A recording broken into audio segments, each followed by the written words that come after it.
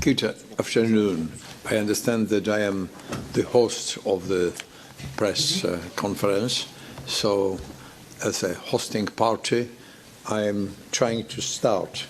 Please do. Mr. Vice President of the European Commission, Commissioner responsible for Energy Union, our tremendous guests from Ukraine. We are very, very glad that you are together with us. Cooperation with Ukraine, not only in the energy field, is very important for the European Union. I would like to underline something like that at the very beginning of our press conference. But press conference is, of course, dedicated to our EU-Ukraine strategic partnership. And as I mentioned, it is not dedicated only for the energy field, but still energy seems to be the most important from point of view of Europe, from point of view, I think so, Ukraine as well, for our economic development, for our future. Existing Ukrainian transit road for gas of crucial importance for the European Union, economically is most sensible, especially now after the decision of diminishing the fees for transit. But even before, it was economically quite sensible.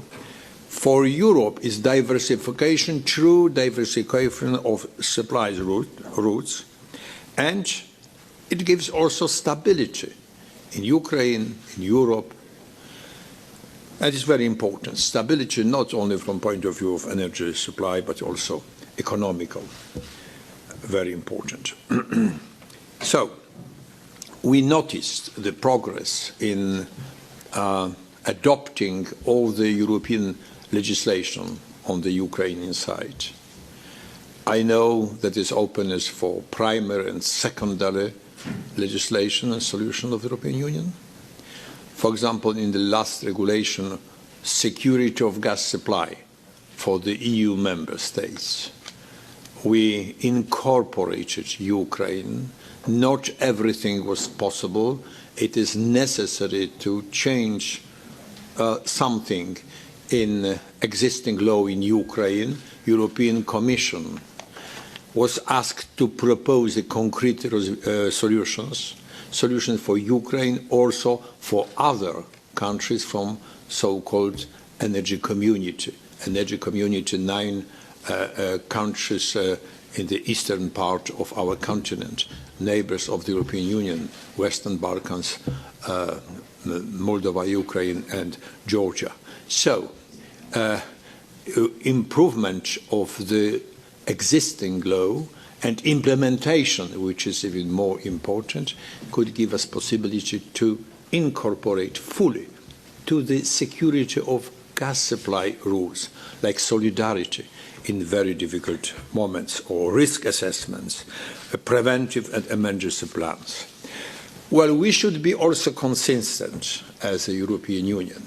So there is no support for such a project like Nord Stream 2 in the European Parliament. We had at least 3-4 discussions, open public hearings with attendance of the Nord Stream 2 consortium on the issues.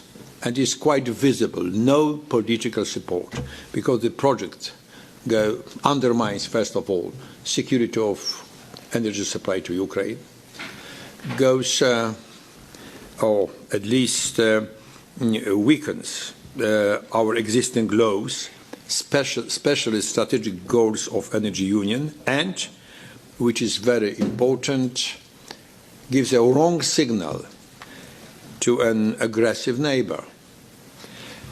And is a still existing discussion on the topic, and the European Parliament would like to be very much involved in all the decisions which are connected to the Nord Stream 2.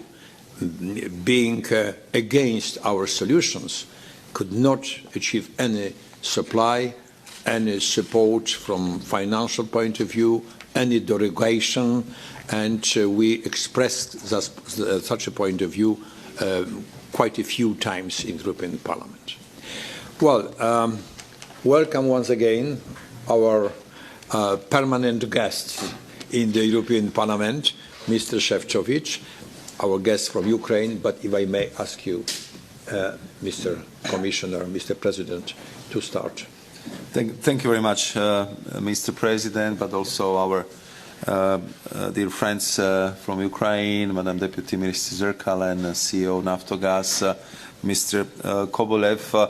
I think I should start in appropriate manner, and this is by thanking the President Buzek, but also member of the European Parliament, Saudargas, for hosting today's conference on the role of Ukraine as a strategic EU energy partner. And I think that the timing of this conference is excellent because it allows us to mark several important milestones of the past few weeks.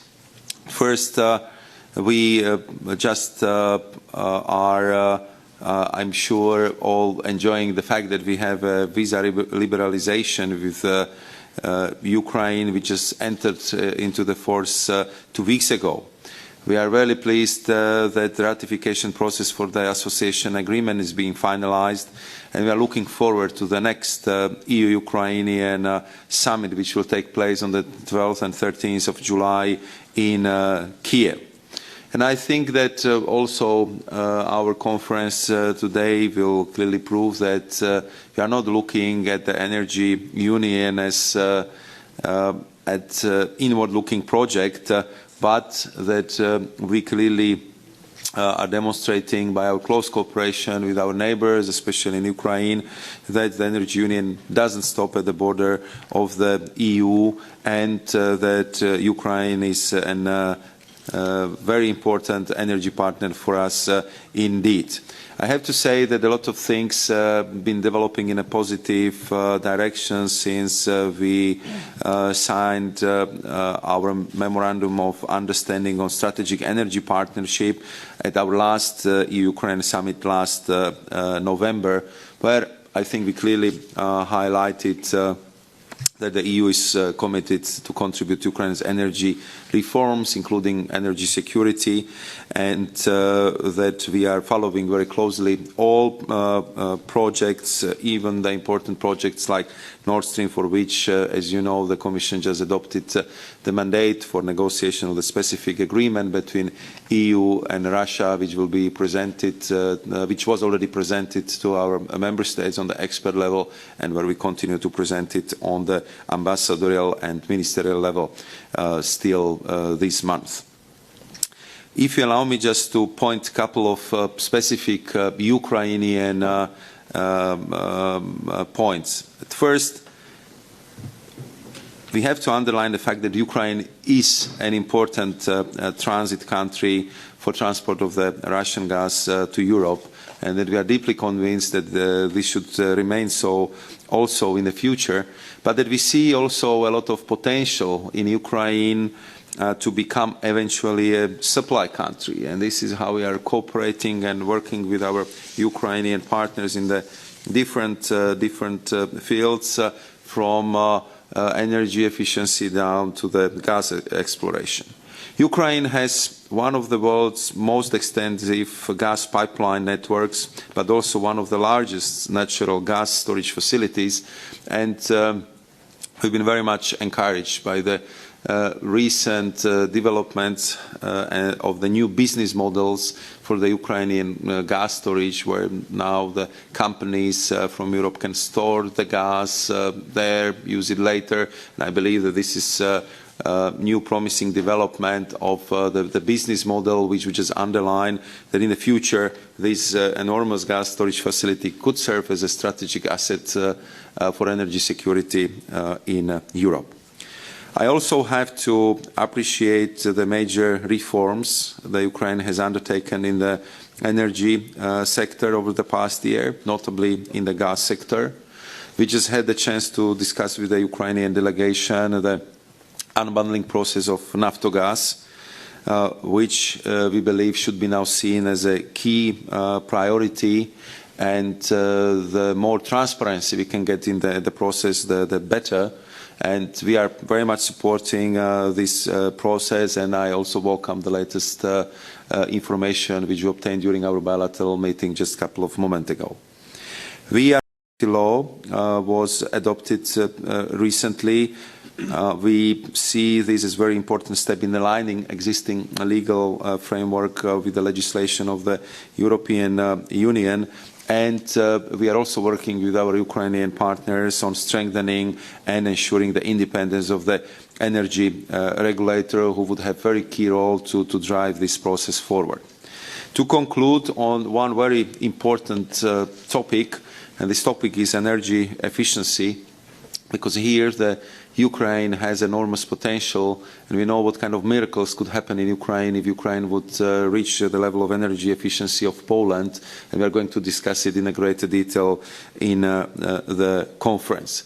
But here I just would like to thank Ukrainian authorities and Ukrainian Parliament, the Rada, for adoption of the law on the Energy Efficiency Fund. Two outstanding pieces of the legislation are today in the Ukrainian Parliament, and if these two pieces of legislation are adopted, this would pave the way for setting up the fund to which the Commission is ready to provide significant financial and technical support. We've been discussing it initially, it's around 100 million euros for this and the next year, but of course the modalities would be discussed once we have all the necessary pieces of legislation in place. So, Mr. President, thank you very much, and thank you for your invitation. Thank you very, very much, Mr. President, for your remarks. Of course, following implementation of the EU energy law, we expect more and more investments in Ukraine from the side of companies. So it could be very, very supportive for both sides. Also, gas transport and energy transport through Ukraine, thanks to investment from the side of European companies. Madam Olena Zerkal, Olena, the name, first name was very important for me, Deputy Minister of Foreign Affairs, dedicated for the EU integration, generally speaking, especially in energy field. The floor is yours, Madam. Thank you, Mr. President, and definitely I would like to start from expressing our deep gratitude and appreciation with all efforts and with all constant and significant support we've received from your side, from the side of European Commission. We went through a very difficult period of time. We have faced not only external challenges but also internal challenges. And for Ukraine, European integration is not just a process per se. Our citizens gave their lives for this choice. And that's a very important process for me as well. Because definitely I am dedicated to this process as well. Andrei is dedicated to the process for reforms. But without deep and constant involvement of the European institution into this process, it wouldn't be so fruitful and we would not see such great results. Definitely today is the main topic for everybody. This is a decision of Stockholm arbitration. And we could not reach this decision unless in 2014 we've received a huge support from the Commission side, and the reverse possibilities were opened for Ukraine. Because we spent 3 years in Stockholm process, and definitely it was possible only because we had the possibility to get gas from other suppliers, and with a view to get this gas from European Union, we had to go through all reforms processes, including reforms of the gas sector, as well as the electricity market reform and other very painful but very crucial reforms. We did not do these reforms for years before, and all these 3 years we had to introduce new norms and had to introduce new rules. Sometimes this is not an easy process, and definitely we have to change also our mentality with a view to create new society and create transparent markets. And this transparent market will lead us to the further integration. We do hope that this full integration of energy markets will also lead us to the European membership. And definitely this is one of our priorities, and that's not only a words. This is a necessity. That is a necessity to live up or to give up Soviet legacy. Because without this, we want to develop our society and won't be able to live with the new rules. And I do believe that Naftogaz case is one of the showcases which can be used in all other spheres, including all other markets in Ukraine.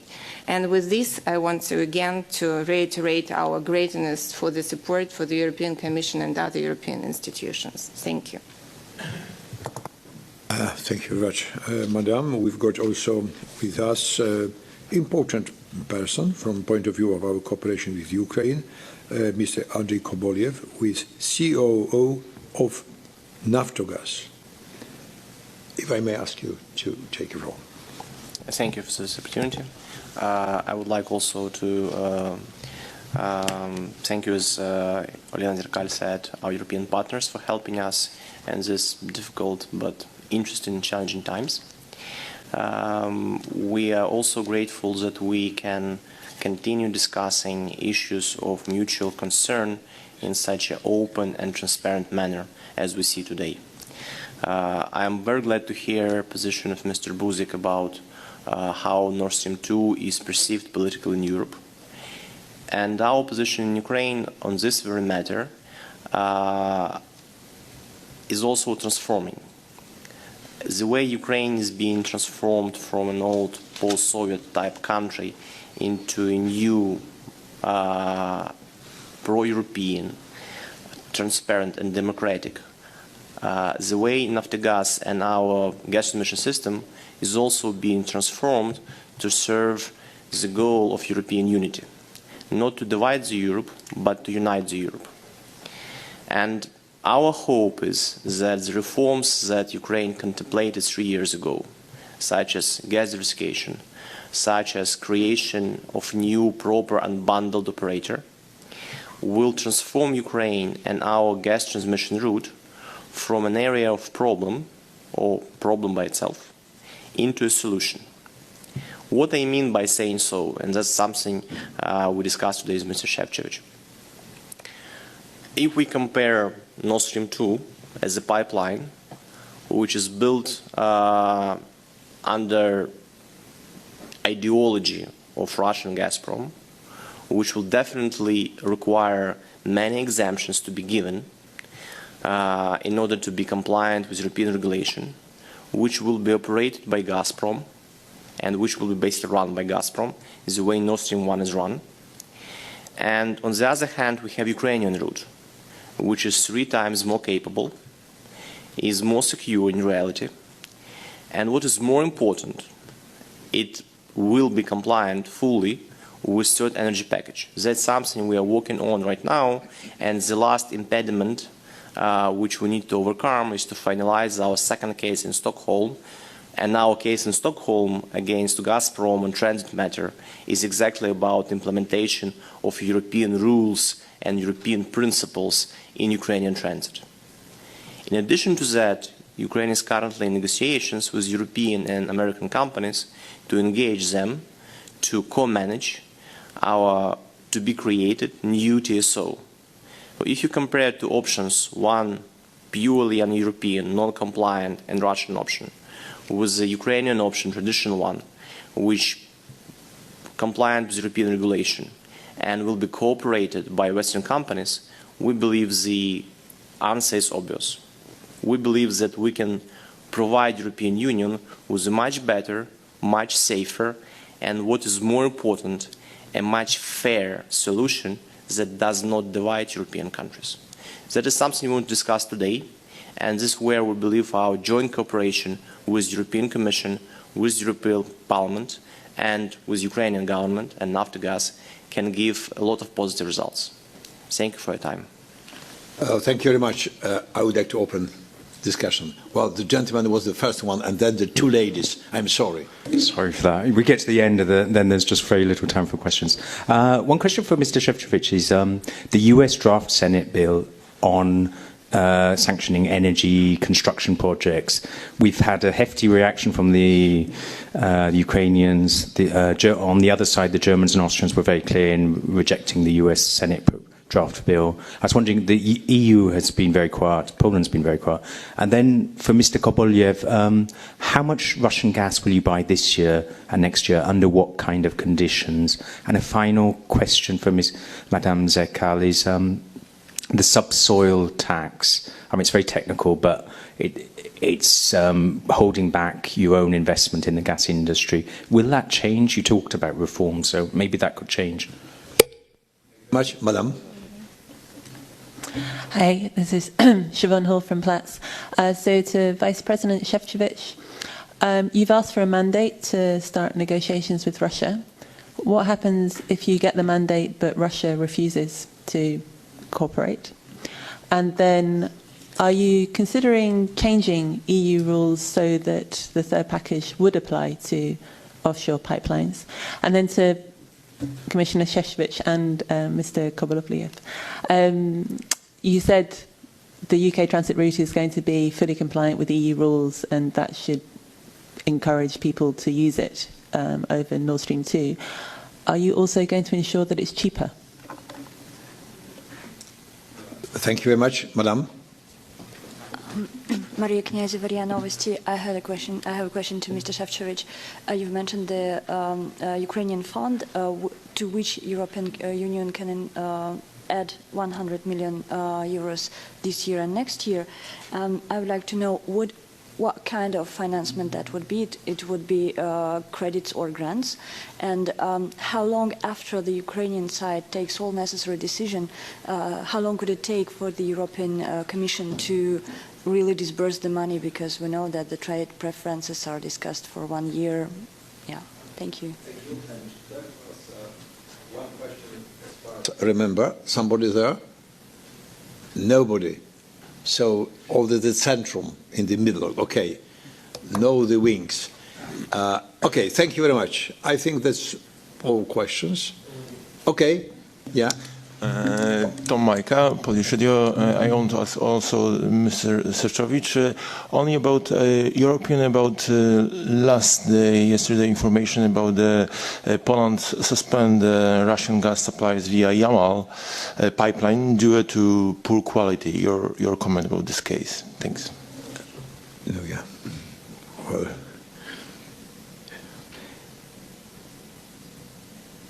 Mr. Vice President, is no other possibility. The same order will be the same order. Me at the end. Thank you very much, and I'll do my best with all the questions concerning the U.S. sanctions. I think that you would agree with me that the situation in the United States and especially in Washington D.C. is.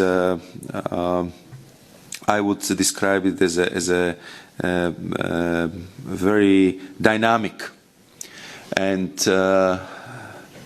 therefore we just are also taking a little bit of the time to study all the proposals carefully, and we are waiting until they are consulted with us and until we see that what would be the real outcome of the different processes which are taking place in the Washington D.C. because sometimes, as we realize, it's not only us on the other side of the Atlantic who are a little bit surprised about the fast-paced developments, but also the different sectors of the power in the United States. So therefore, we look at this proposal as a proposal of the Senate. We know that it has to go through the further procedural processes in the House of Representatives. We also would like to see what the administration thinks about that proposals, and then, of course, we would present the proper assessment, analysis, and the reaction. If you allow me just one general comment at this stage, because I think it should be made, is the fact that if we can say that we've been successful in our joint efforts, especially in the field of sanctions, so the key element of the success was that they've been pre-discussed, they've been pre-negotiated, and especially that they've been harmonized. And this is the approach which we would like to see in the future, and I hope that we would really be dealing with such a sensitive issue in the close partnership, and this is what would be our clear European preference. But at least now I have to say that we have to wait what would be the outcome, and of course we are in the communication with our American partners. If it comes to the mandate and the question of the Russian reaction, I wanted to make sure that our Russian partners are fully informed about our intention, our logic behind the mandate, and we had the initial exchange of views on the mandate with Russian Minister Alexander Novak.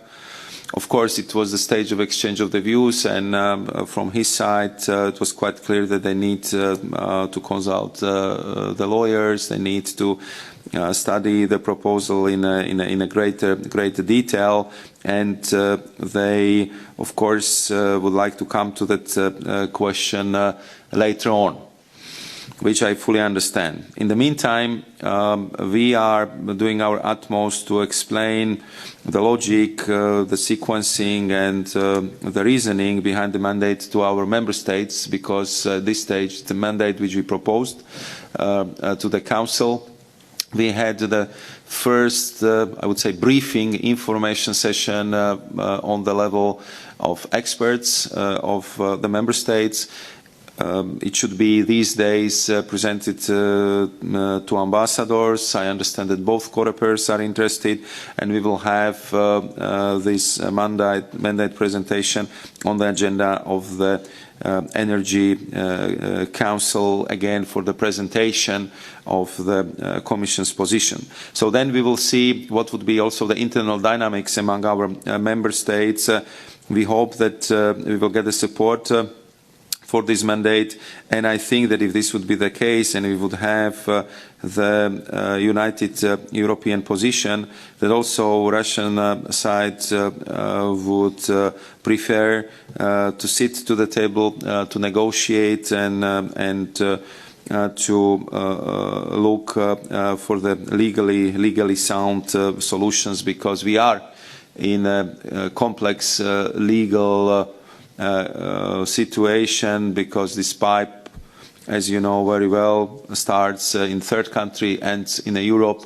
We clearly are in a situation of the collision of the legal regimes. We want to avoid legal void. We want to avoid the let's say not respect for the European law, and I know that for many European member states, in particular those in the Nordic countries, the public legal framework is very important in this matter. So that would be the case. We would be making it first with our member states, and later on with the Russian partners, and then of course we would be able to comment on on this matter in a greater detail. Concerning the Ukrainian Fund for Energy Efficiency, I'm very glad that we are moving in this direction, and we are very close to the completion of all necessary legislative steps on the Ukrainian side, because the potential on energy efficiency in Europe is enormous, and in Ukraine it's even bigger. I retained from one of our expert meetings the comparison that if Ukraine would achieve the energy efficiency of the Poland, that Ukraine could save as much energy as it consumed in 1 year in Spain. So that's the level of the ambition we have in Ukraine. And this would definitely change the way how the energy is traded in Ukraine, and it could really transform Ukraine from energy importer to energy exporter. Therefore, for us it's so important, and as I said, once all legal steps are completed, we are ready to disburse the money to this fund.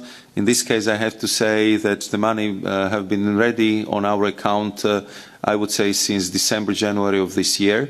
So the money is ready, it's available. We hope that we would not be the only ones who would be contributing to the fund, because we are talking to other international financial institutions and to other partners who would like to contribute. So we are ready to disburse the money as soon as all legal steps are taken, and I understand that it could happen today or tomorrow, and we would be very, very pleased to complete this work definitely before the summer break.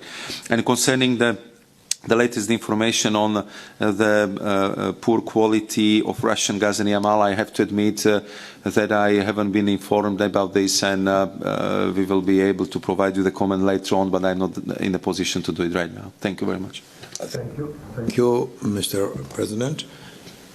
Mr. Kobeliev. Thank you.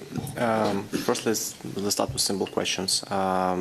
Ukraine has not been buying Russian gas since the fourth quarter of 2015, so it's going to be pretty much 2 years soon.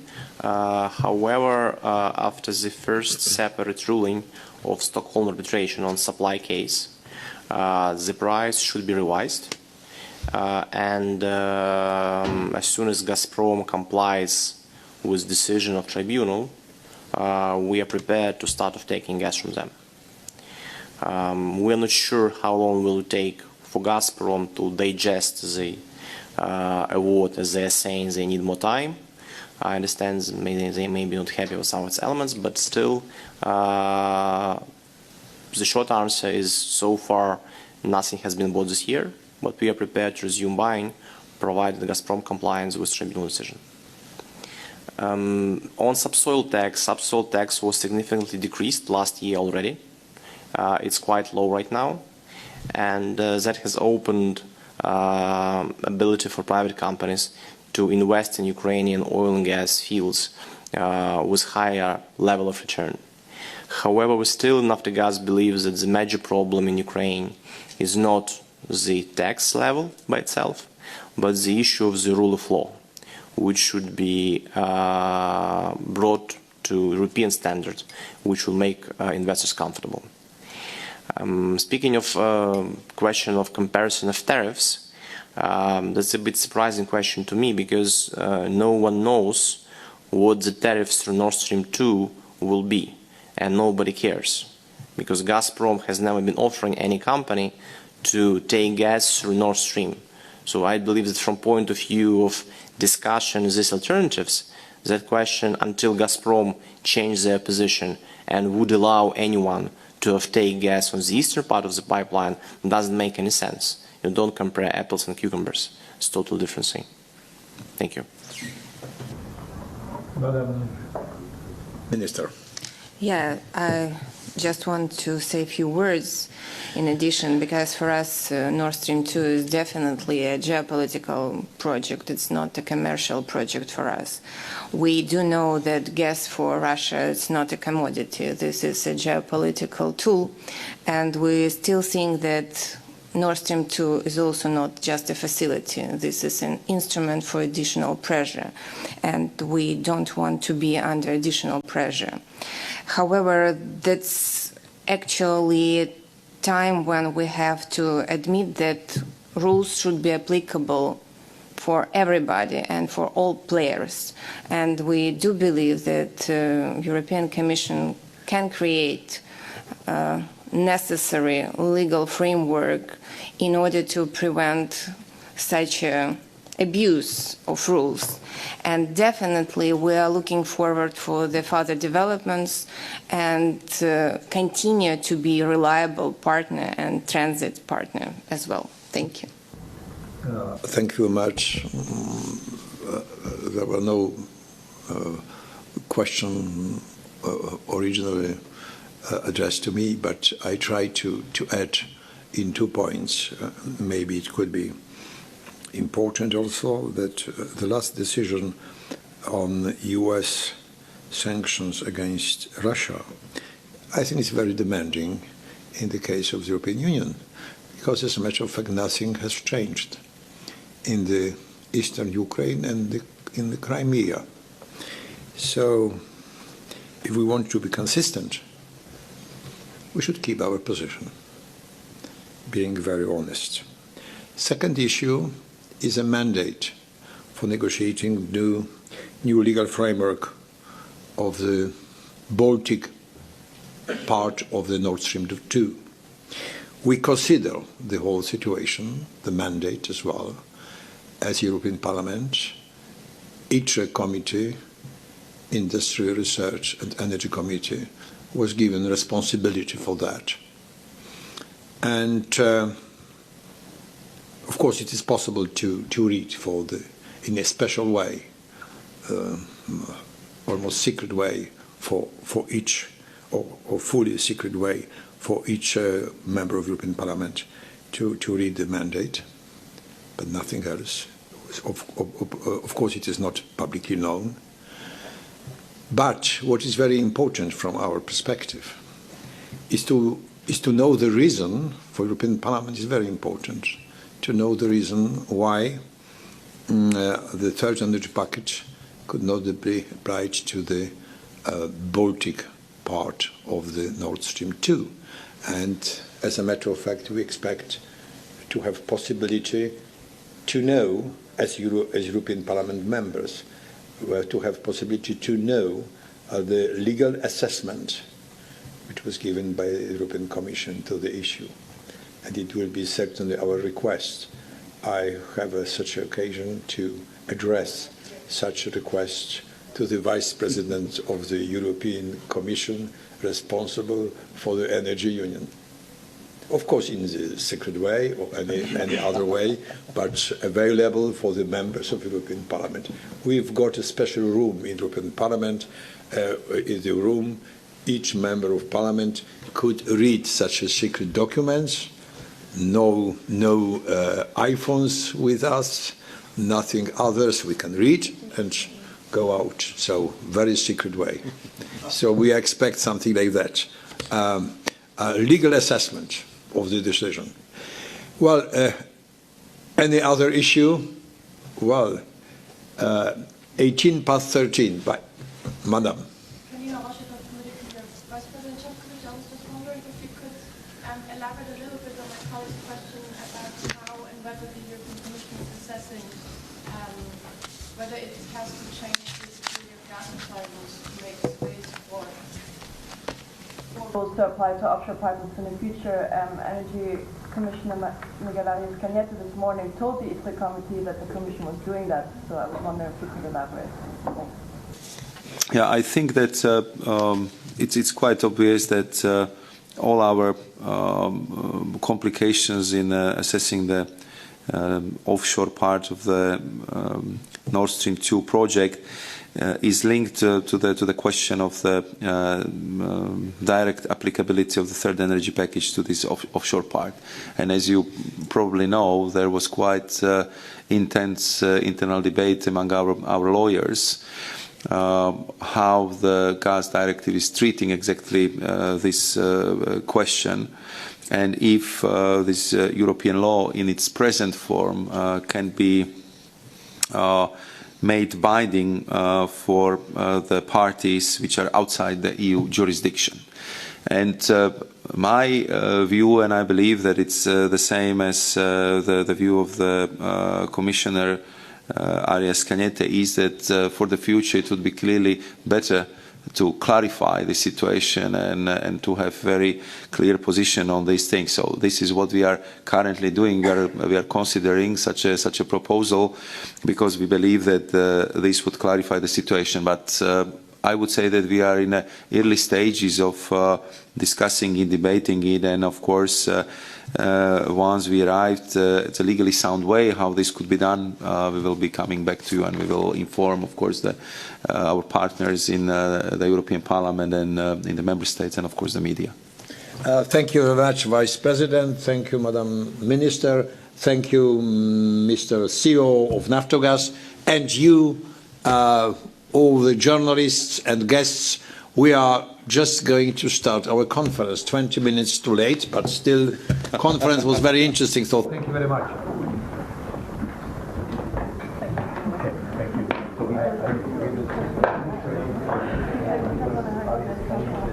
Thank you. Well, legal assessment. Why it is impossible to with no clear answer. Everything will be okay.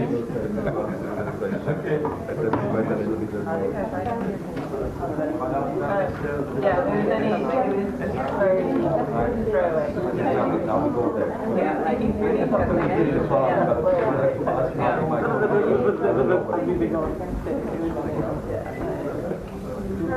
I get no. I got my fair share. They're fine. Okay. Run my. See you later.